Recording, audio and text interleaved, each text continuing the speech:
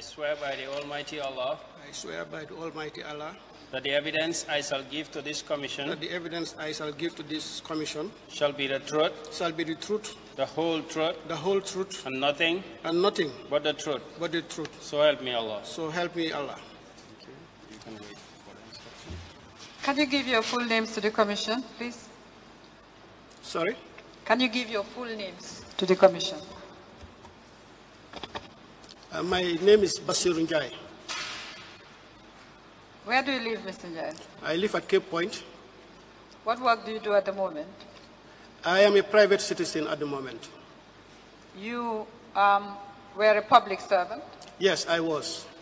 When did you leave public service? I left in May of this year. Would you like May 5th. May 5th. Of this year, yes. Would you like to take a seat? Yeah, thank you.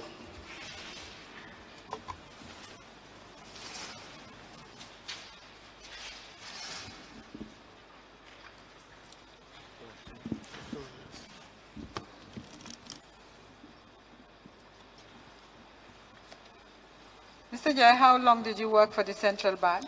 I worked for the central bank for roughly 25 years.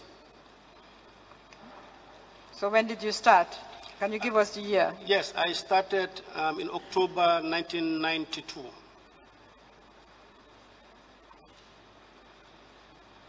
Okay, can you take us through your career at the central bank? Yes, I started as a senior economist and rose through the ranks to the position of principal economist, then director of economic research, deputy director of economic research, then director of economic research. And in 2006, I was appointed second deputy governor, responsible for financial stability. Responsible for, sorry? For financial stability. Financial stability. Stability, yes. And in 2007, I was appointed first deputy governor, also responsible for financial stability.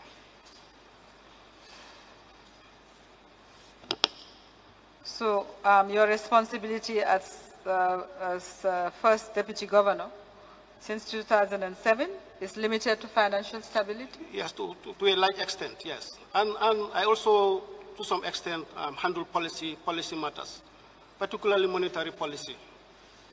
Did you have terms of reference for yourself and the second deputy governor? Yes, we do. Written terms of reference? Yes, terms of reference. Do you happen to have your terms of reference? No, I don't have my terms of reference at the moment.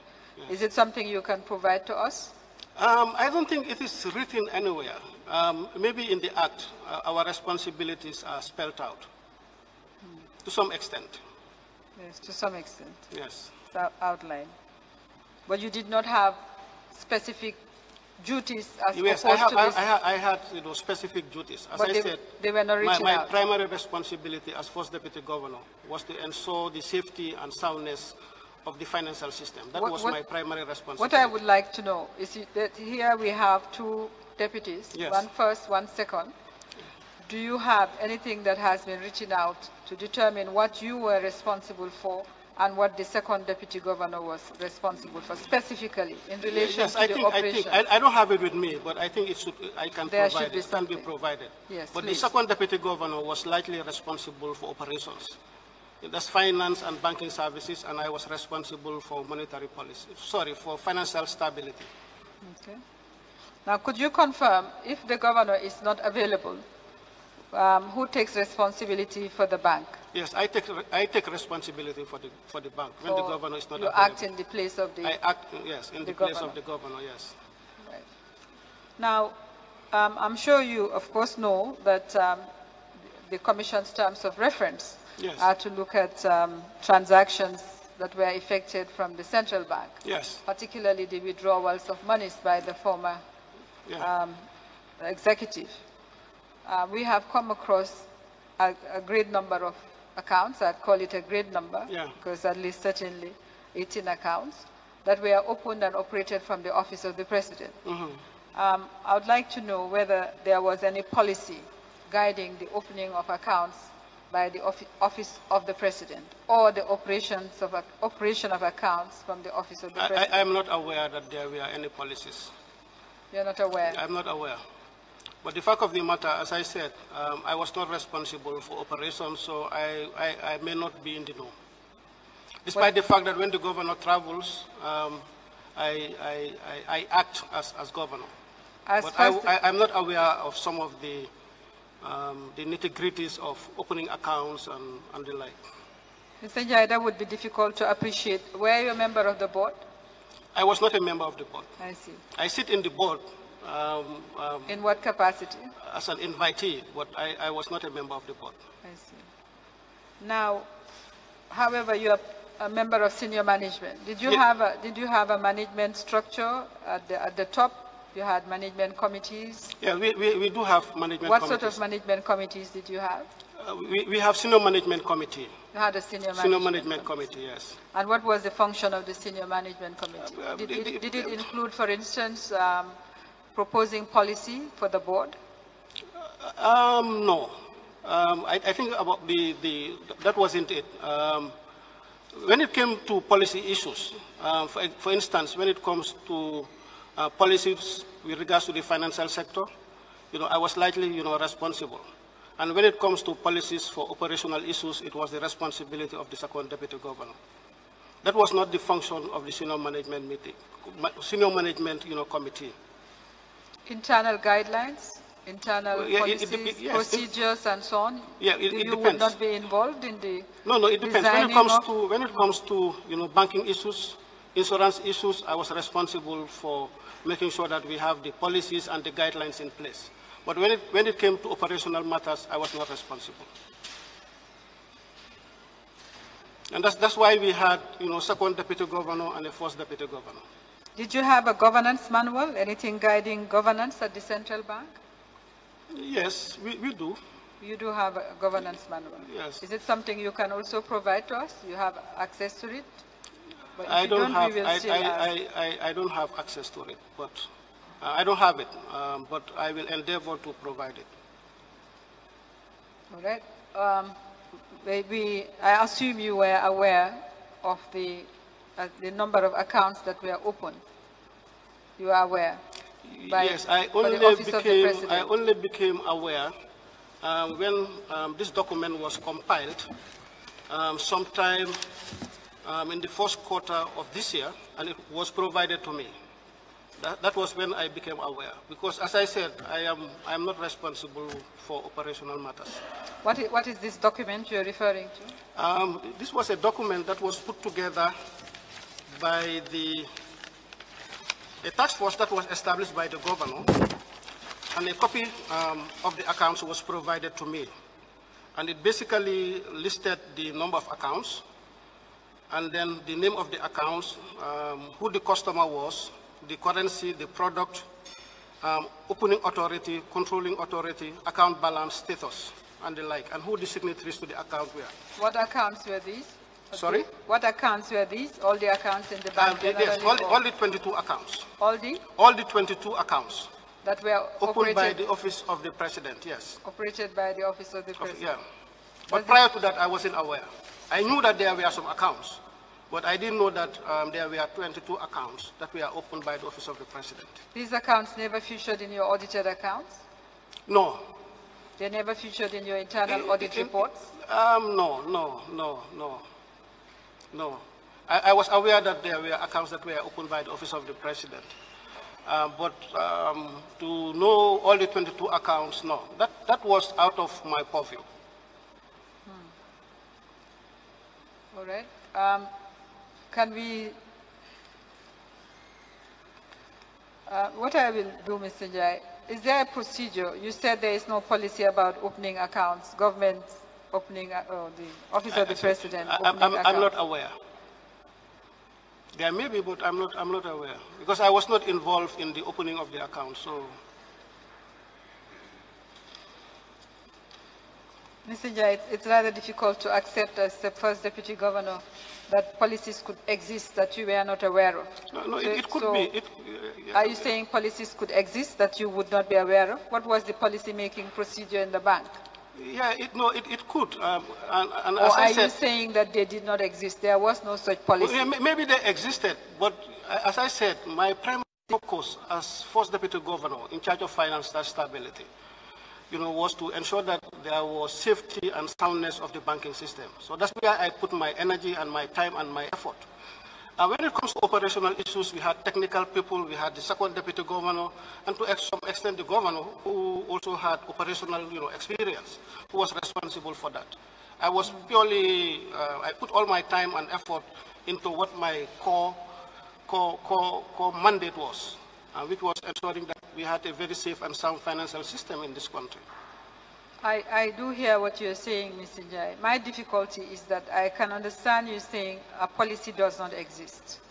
What I cannot understand is the first deputy governor of the central bank saying a policy may exist, but I am not aware of it. Yes, I am being brutally honest. Because I don't assume, I cannot presume that a policy could be approved. By a policy, I mean procedure that is considered by senior management, depending on whatever the process in place is, and that goes to the board and is approved by the board. Maybe there is a policy, but I'm not aware of it. I think I am just being brutally honest. All right, let's move on. Yes. Specifically, there were transactions on the Vision 2016, the special project Vision 2016 account. You know about this account? Well, I know that an account existed called Vision, is it 2016? Yes, I'm aware. You are aware? Yes. Okay. Thank you, because there are some transactions on this account which you seem to have approved. And I will show you these transactions because they are transactions that need explanation. For sure. Now, I have identified some transactions, not because they are all the transactions that you might have approved on this account, but certainly these are transactions that specifically carry your approval and on the basis of which the transaction was done. And just for the record, I'm showing the witness some transactions from Exhibit CB 20.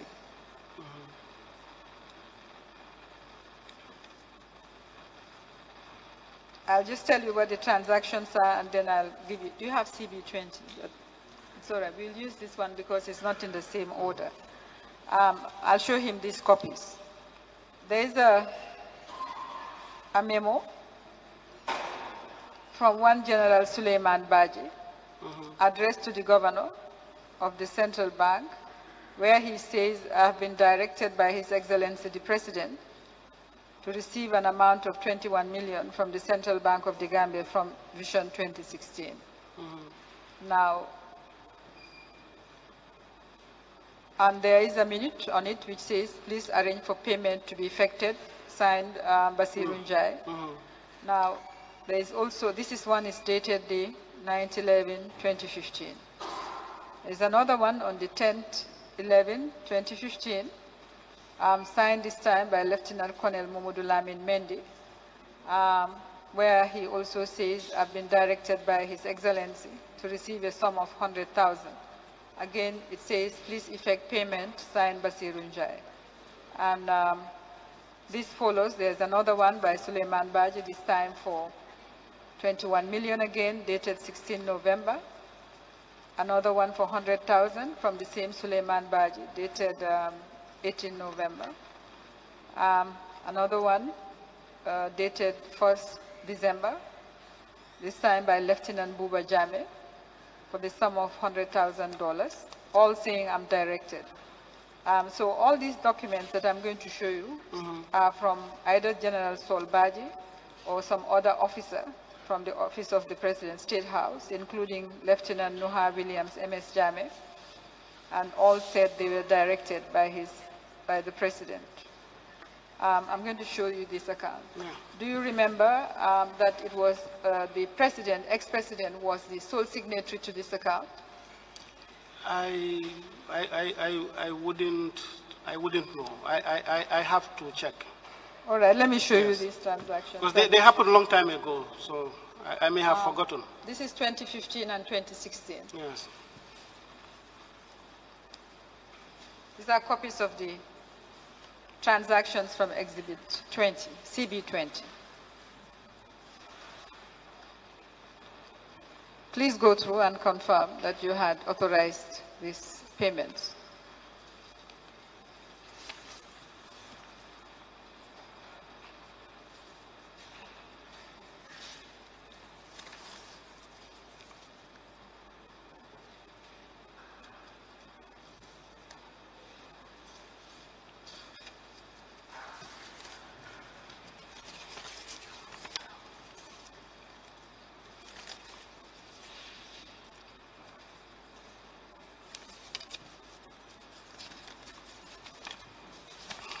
Yes, they all bear my signature. Yes. Could you explain? The record shows that the ex-president was the sole signatory to that account. And these were memos written by people purporting to work to have been directed by him to receive monies from the central bank. Yeah, but the fact of the matter is that it is, public knowledge that, as far as the central bank is concerned, Can I have the document? that the president had direct control, of all the accounts. So these guys would not have come to the central bank of the Gambia if they were not directed, by the president, to come and, do some of these transactions. Mr. Njie, for an outsider who was not working in the central bank, particularly for anyone who has an account in any bank, we all know that I cannot go to any bank and say I've been authorized by Mr. Njie, for instance, to to receive money from his account and be paid. The bank would probably call the police and have me arrested. I do have to show something from Mr. Njie, and usually it's a check. If Mr. Njie doesn't give me a check, he would have to write out an authority for me. So it's very difficult for an outsider to appreciate that an officer from the office of the president could come and say, I've been directed by the president, who's the signatory, sole signatory to the account, and get paid. So that's why we would like an explanation from you. Yeah, but the fact of the matter is that we were operating in a very abnormal, environment. If you look at the records, it is absolutely, clear that the president had, direct control, of the accounts. Solbaji and company would not have come to the Central Bank of the Gambia if they were not asked by the president, to come and receive cash, on his behalf. But how do you know this? I mean, how do you know? How do you know that they would not do that? No, because the fact of the matter is that anytime they come and make a withdrawal, we had a responsibility to send, statements to the office of the president. And everybody knew that the office of the president was basically the president. He was running the show. He had direct control, of the accounts. So he knew exactly every account, every disbursement that was made. He had absolute control. Solbaji and the others would not have come if they were not asked, by the president, to come and receive cash on his behalf. Even though, as you indicated, he was the sole authority. He was the sole signatory, to the account. But we knew at the Central Bank of the Gambia that the president had absolute control. Under what circumstances would you, as deputy governor, authorize those, since you said you were not responsible for operations? Under what circumstances would you authorize I think what those may have happened was that apparently the governor must have traveled, as well as the second deputy governor, because if they were around, they were the ones who were handling requests from the office of the president. Did you, speaking for yourself, did you take any measures as an experience? I mean, you've worked in the central bank for so many years. Did you take any measures to avert the possibility, as would cross the mind of any reasonable person, really? Did you take any measures to ensure that at least you had some reasonable assurance that those monies were paid to the president? Well, as I indicated earlier, we knew that the president had absolute control of the accounts. We were sending statements, to him, and he knew exactly, what must have transpired, in those accounts. You were sending statements? We were sending regular statements to him. To him or the Secretary General? No, to him directly? Well, to him, according to, because I was not responsible for sending the statements. What form did the statement take that you sent? Just a printout, of the statements. The bank statement of the statement of the accounts that were under the purview of the Office of the President. So that was one of the control measures that we put in place. And this would be sent on the cover of a letter? Yes, on the cover of a letter, yes. Not by me, but the governor or the second deputy governor. Would send statements? Statements, yes, on a regular basis.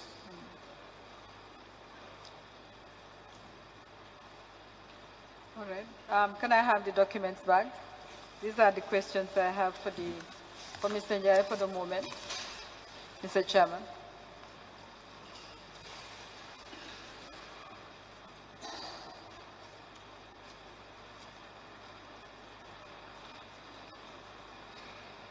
These are the questions I have for Mr. Njie for the moment. Mr. Njie? Yeah. Just a few quick questions. You mentioned that you were responsible for ensuring financial stability in the market.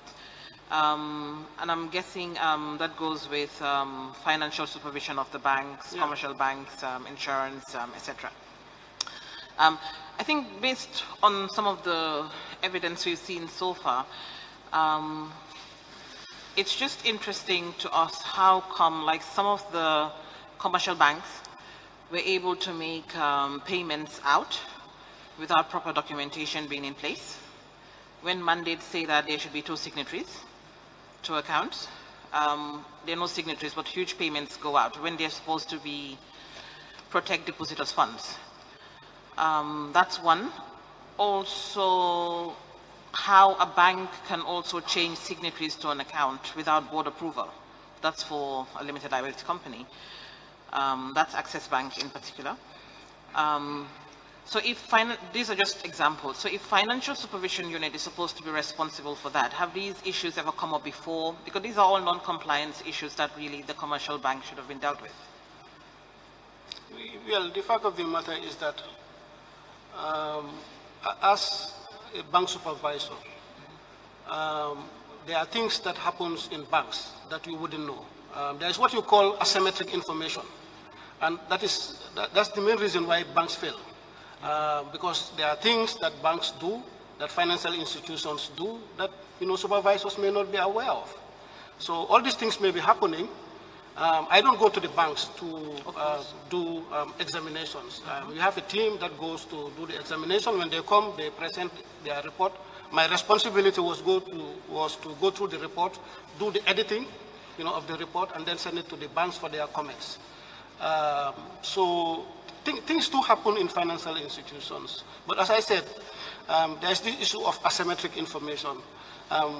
You don't know everything that happens in individual commercial banks. So when I talk about the safety and soundness of the financial system, I'm not talking of individual banks per se. I'm talking of the entire financial system. That's our mandate, to look at the safety and soundness of the entire bank, of the entire financial system, not banks, individual banks, per se. But would you not say that if a few banks were doing things that were considered improper or non-compliant, couldn't they cause shocks to the market? Yeah, they could. They could, because banking is all about confidence. Yes. If they do things that we are untoward, of course, that could shock, the economy. But as I said, things do happen in financial institutions that regulators and examiners wouldn't know about, because we do bank examinations on average once a year. And for most banks, for the big banks, we do bank examination maybe twice. Once every 2 years. So in between, things can happen that the examiners wouldn't be aware of. Okay.